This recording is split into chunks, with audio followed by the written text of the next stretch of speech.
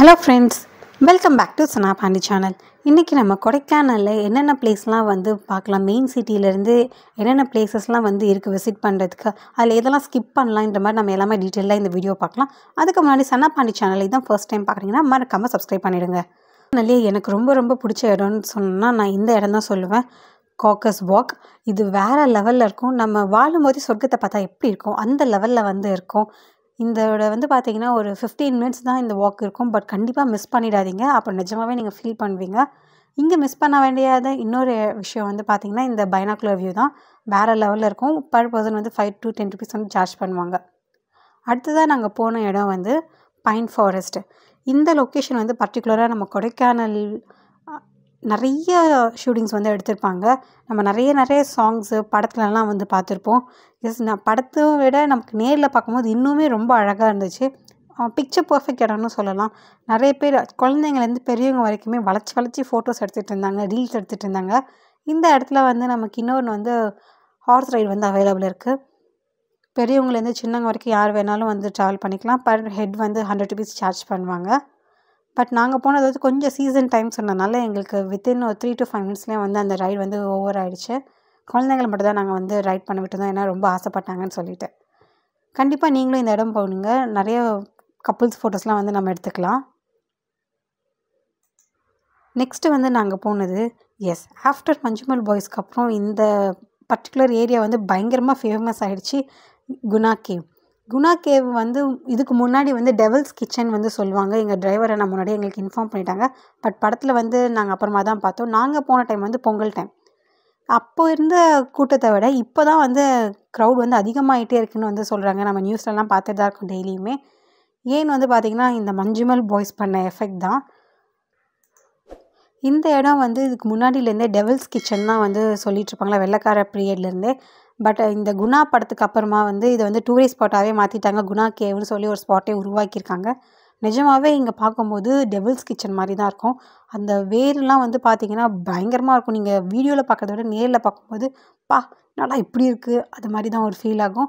But இங்கே குணா கேவுன்னு சொல்கிற மாதிரி நம்ம அந்த ஷூட்டிங் ஸ்பாட்லாம் வந்து பார்க்க முடியாது. ஜஸ்ட் அந்த போர்டில் வந்து போட்டிருப்பாங்க குணா கேவுன்னு போட்டு அந்த ஆரோ மார்க் மாதிரி போட்டிருப்பாங்க. அந்த கீழே இருக்க குகையில் தான் வந்து அவங்க படம் எடுத்ததாக பாய்ஸும் விழுந்தது வந்து அந்த குழியில் தான். அங்கே வந்து விசிட்டர்ஸ்லாம் நாட் அலௌடட், ரெஸ்ட்ரிக்டட் ஏரியா.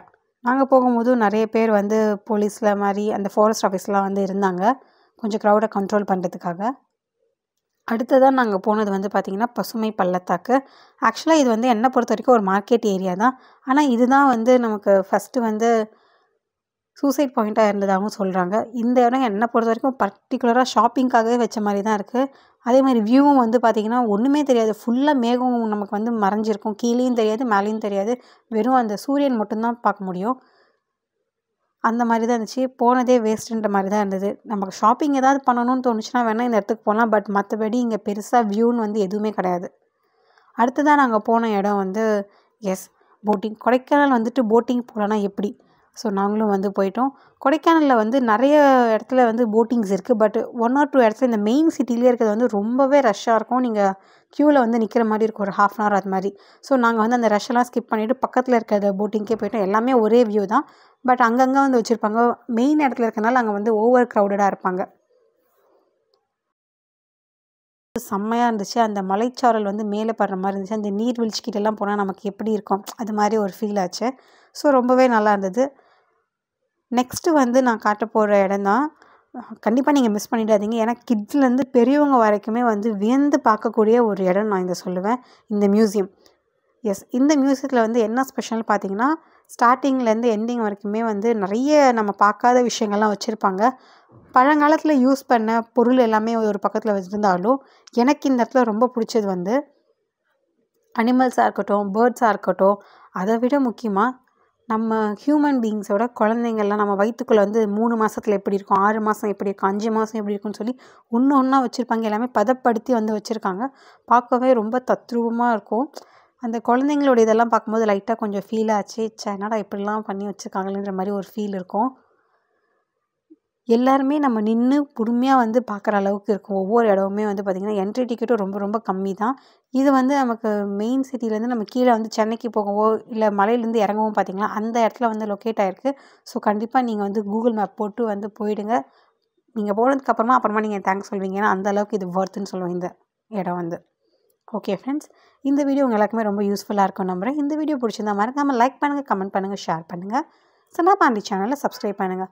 நாங்கள் போடுற வீடியோஸ் உங்களுக்கு ரெகுலர் அப்டேட் வேணும்னா பெல் ஐக்கானையும் ப்ரெஸ் பண்ணிடுங்க.